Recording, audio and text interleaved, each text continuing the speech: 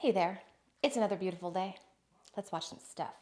The first signals that aliens might detect from Earth might be the 1936 Olympic Games broadcasted by that extremely evil dictator of Germany. Apparently, you can't say his name on this app, but you guys know who I'm talking about, this guy. In this moment, his broadcast was thought to have been the first message strong enough, high enough frequency to get past our ionosphere and venture out into space. So we've been accidentally broadcasting into space for about a century now. Radio waves travel at the speed of light in the vacuum of space. So our current reach extends about 100 light years in any direction. That might seem like a lot at first, but it's really insignificant when you look at how big our galaxy is. If you turn up your brightness, you can see this blue dot right here. That represents 200 light years. This is how far our radio waves have traveled. We've barely even scratched the surface of just the galaxy that we live in, not to mention all the other galaxies in the universe. On top of that, even if advanced aliens got our message and they were 100 light years away, their response, their reply would take 100 years just to get back to us. It could be on its way right now. It is super incredible that we have the capability of sending radio signals millions and millions of miles. And that one particular video, I mean, though it may not be our first decision as the human race to send out into the nether sphere, right? It's amazing that it's been traveling for 90 years. Yet you drive down the road and for some reason the radio in your car loses signal.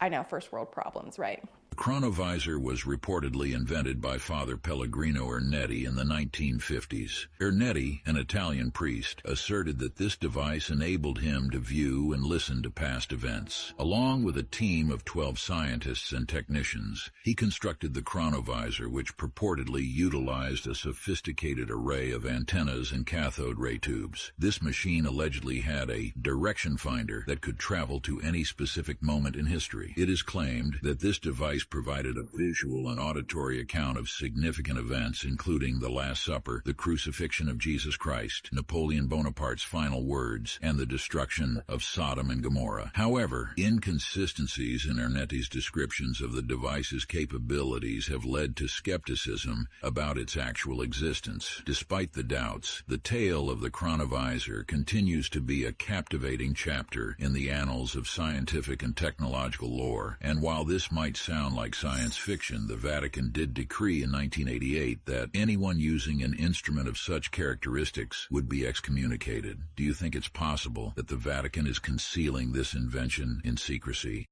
So it sounds like the Vatican got their hands on some of that Project Looking Glass alien tech, right? But I don't think theirs is as complex as ours is. Ours is you sit in the middle of it and things go around you all gyroscopy and whatnot.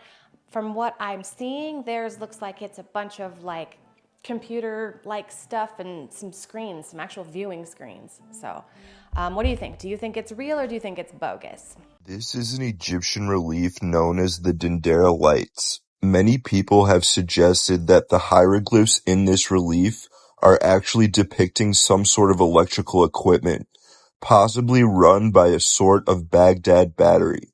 The Egyptians were definitely fine artisans. They could have easily blown glass and pulled a vacuum within that glass. Next, all you need to do is add a drop of mercury, and you have a mercury arc rectifier. Mercury arc rectifiers are capable of converting high voltage AC current into direct current.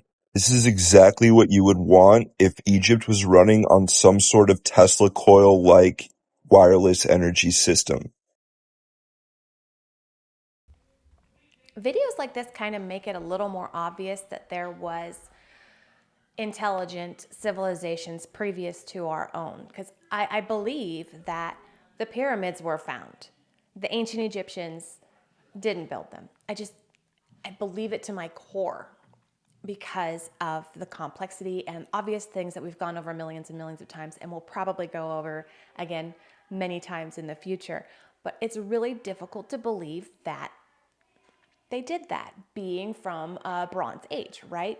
So it just doesn't make sense. So when I see that, I'm like, okay, well, that was the civilization previous to the ancient Egyptians, and that's what they did. They had them light bulbs. It just makes it that much more apparent to me. The Mona Lisa is fake. On August 21st, 1911, a man dressed up as a worker at the world-famous gallery and stole the Mona Lisa in broad daylight. As paintings were regularly taken for maintenance, no one thought anything of it. And it was only 26 hours later that people started to realize the painting was gone. The painting was missing for a good 2 years, and authorities were under immense pressure to find it. However, one day out of the blue, a thief just came forward and confessed to everything, even giving up his two accomplices. Now, what was strange was, one of his accomplices was a known forger and was said to have made 6 indistinguishable forgeries of the Mona Lisa, leading many to think that the Mona Lisa that was recovered was a fake, and the whole story was fabricated by the authorities, who couldn't recover the painting. Many people speculate that the actual painting was sold to an oligarch's private collection, but till this day, people are wondering if. I forgot to light my candle, but look, there it glows. There's probably a lot of fake paintings in these fine art museums. You know, there's a lot of crazy backstories about when these things were taken and stolen and sold, and they were hiding in this place, and they were, you know, captured after wars and things like that. And who knows what's actually real and what's authentic and anything like that. So, I mean, you have these professionals that are like, oh, yeah, it's real. But of course they're going to tell you that so that you come in and you pay your money to go look at this piece of art on the wall. And I personally, I'm not a huge fan of fine art. I like nice art, but fine art, I don't like diving deep into someone's psyche or their id and finding out why they painted in that particular brushstroke. It's too many for me. Chris Van Cleef got the key to open its doors. The New York City subway opened to huge fanfare. Stretching 9.1 miles, it boasted 28 stations between South Manhattan and 145th Street. Costing $35 million, or about $972 million today, construction was completed in just 4 years. So it took 4 years to build the subway. 3.6 million cubic feet of soil and rock comes out to 360 million pounds. So every single day, they had to excavate almost 250,000 pounds of rock and material and bring them up to the surface so that horses could drag them across the tracks all the way down to the shipyard, where they were taken offshore and dumped in the water. Also were used to make Ellis Island and Governor's Island and a few other places, or at least that's what the story's told. But it's an awfully strange history, and if anything, it's a testament to the greatest human achievement, maybe of all time.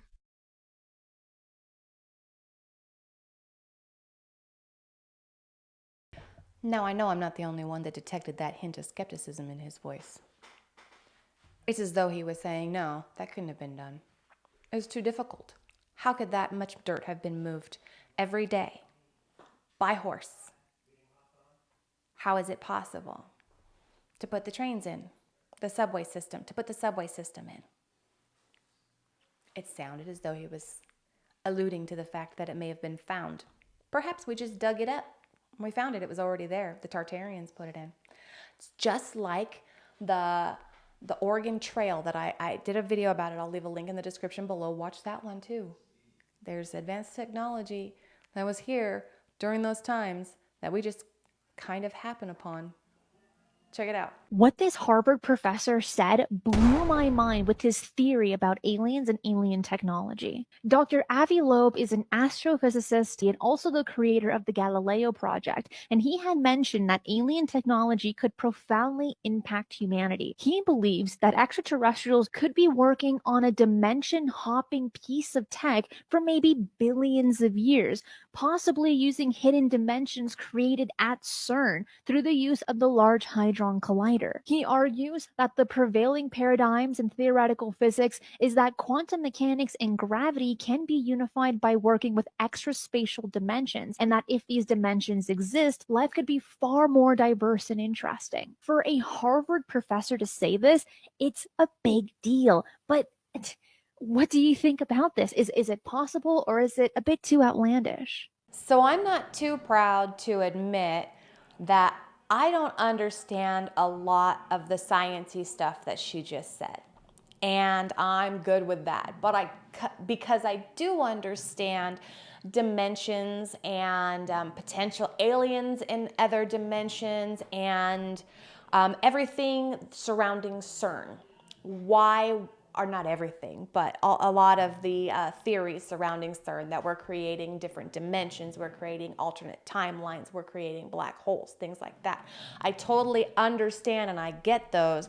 And I think it's fantastic if a scientist, somebody who's got those brains and thinks that it's physically possible to get in touch with or jump from dimension to dimension, or even locate, dimensions or fields or ways to get to other dimensions, and somebody wants to try and tinker around with that.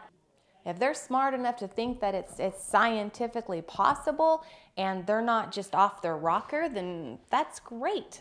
Let's figure it out. And if nothing happens, nothing comes of it, then we learn that, either you learn that you can't, or you learn 15,000 ways that you can't.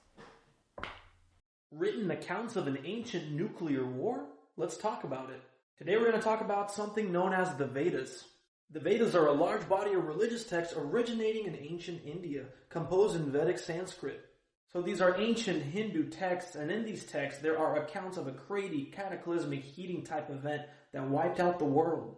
The Dronaprabha's nuclear war, one of the strangest stories of the ancient Hindu Vedas, comes from translation of the Dronaprabha, the seventh book in the Mahabharata. The book describes Drona, a warrior appointed as leader of an army in the Kurukshetra war, and is ensuring in that battle. The story fits in with themes seen elsewhere in the Mahabharata and other ancient texts that details the difficulties of war, but this particular book provides some description that sound eerily similar to the effects of a nuclear war. And this is what's been translated from the Hindu text into English. Explosions that level everything, animals screaming and engulfed in flames, pregnant women's babies dying, metal armor melting onto the skins of warriors who wear them. All sounds like the result of a nuclear blast, and mentions birds falling from the sky due to a single projectile with all power of the universe as bright as 1,000 suns. We beheld in the sky what appeared to us to be a mass of scarlet cloud resembling the fierce flames of a blazing fire. From that mass, many blazing missiles flashed in tremendous roars like the noise of 1,000 drums beaten at once. And from it fell many weapons winged with gold and thousands of thunderbolts with loud explosions. Now the depictions of lightning bolts and a cloud of fire coming down, leveling everything, destroying everything, sounds awfully similar to what the Bible says. Now as you read the scriptures and if you pay attention, it describes the Lord as a consuming fire, coming down, melting cities and nations, melting cities and mountains and hills like wax before a fire. Here's an example. A fire goeth before him and burn up his enemies round about. His lightnings enlightened the world. The earth saw and trembled. The hills melted like wax at the presence of the Lord, at the presence of the Lord of the whole earth. Here's more verses in Psalms. Psalms 144:6. Cast forth lightning and scatter them. Shoot out thine arrows and destroy them. So just like the ancient Hindu Vedas, the Bible describes a nuclear-type cataclysmic event happening as well, with God coming down as a consuming fire, shooting thunderbolts down like arrows, leveling cities, melting cities and nations. It says that his lightnings enlightened the world. The earth saw and trembled. Now this piqued my interest, so I did a little further research to see, is there any evidence of any of this happening in our distant past? Well, maybe. Let me show you something real quick. This is a Lichtenberg figure, a branching electrical pattern.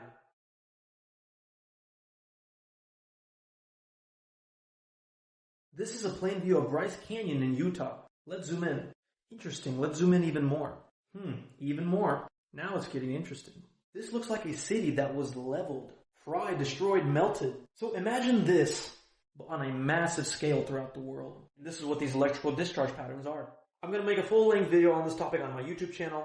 The link is in bio. Thank you so much for watching. Let me know your thoughts, and we're out. So there's a dig site, I believe it's in Pakistan, that archaeologists are uncovering, and they're finding evidence of potential nuclear devastation in that area. And this is from thousands of years ago, and that's freaking crazy, right? Because as far as we know, there was no nuclear weapons, but suddenly it's becoming a little more evident that it's possible. right? So this whole area that's devastated, and then this gentleman's talking about how there is descriptions of nuclear warfare in scripture and multiple different scriptures. And I find that if you hear the same story repeated, slight variations in multiple different peoples, there's a good possibility that there's some kind of truth to it. So with the description of nuclear technology in multiple forms of scripture, you kind of lean towards, well, it's possible. Plus, it's possible. Plus, I believe that there have been, previous advanced civilizations before our own. And who's to say they didn't decide to nuke each other one day? Trying to find the craziest planets in our galaxy, part 7. Alright, so a tidally locked planet means that one side is always facing the sun and the other side is always facing away. Forever day on one side and night on the other, just like our moon. That's exactly what Gliese 581c is, and it sits just within the outskirts of the habitable zone of its home star, the Goldilocks zone, and has been classified as a potential super-Earth due to its Earth-like composition. So while the side that's always facing the sun may be too hot to survive, and the other side too cold, there exists a strip of land in between these two sides where the weather is perfect. And it's in a state of perpetual twilight, a sunrise or sunset that lasts forever. If we lived on this planet, our entire civilization would exist on this strip all around the world. And our vacation destinations would likely be closer to the sun side, where it would be broad daylight at all times. And our nightlife closer to the dark side, where the party don't stop. But for the majority of society, the sky would look like the sun is always rising, but never actually does. Not bad. This might be the best one yet. So we believe this particular planet to be habitable. So we think that it's potential that there may be life on this planet. So back in 2008, we sent them a message. And it's supposed to arrive there in 2029. And we'll see what happens. Maybe they'll shoot us something back, or maybe they'll come down and eat us or something. I don't know. We'll see. The equinox and realizing our sun was speeding up in precession. So why would our sun speed up? That raised a big question in my mind. So I started researching, if our sun is speeding up, he's doing it for breakaway speed. And that's when I came to the conclusion early on that we must be orbiting another star. But how come we can't see it? So I started researching that and found out that there are red dwarfs and brown dwarfs, which now my theories that I wrote about all these years have just now been verified because the science the community... sun is in a binary star. We're in a binary star system. Companionship with another star. It's been verified now. Now, okay, so this is a new theory that I just heard about today, that there is two suns. We live in a binary star system. So we have two suns, but one's way out there somewhere doing I don't know what, and then ours is here just kind of trucking along, and then they come by and that's it. But what's supposed to happen is this other sun that's way out here is supposed to go through our Kuiper Belt, disrupt all kinds of comets and stuff, and start sending them towards the planets and just hurling them. And that's why there's so much damage on all of these planets all over the place, is because when that bad boy comes back around, or when we come back around to it, however it works, when they come back towards each other, all hell breaks loose. So that's freaking rad. Terrifying and rad, but maybe that's actually what Nibiru is. It's supposed to come every 36,000 years, something like that, or however many it was, and maybe that's what it is, and that's why all of Earth got all jacked up and stuff, and all of the polarities got all twisted up and everything, because the last time it was here caused all kinds of trouble. I don't know. I'm just working on this. This just happened right now. So I'm learning these things, and that was kind of exciting and probably a little silly, but thanks for listening to me. Thanks for letting me go off on that one. Anyway, that's going to be about all that I can handle today. Thank you so much for joining me. I totally appreciate every single second of your time. Come back tomorrow because I'm going to have some new stuff. I'll say different things, and it'll be fantastic. Until then, have a wonderful day.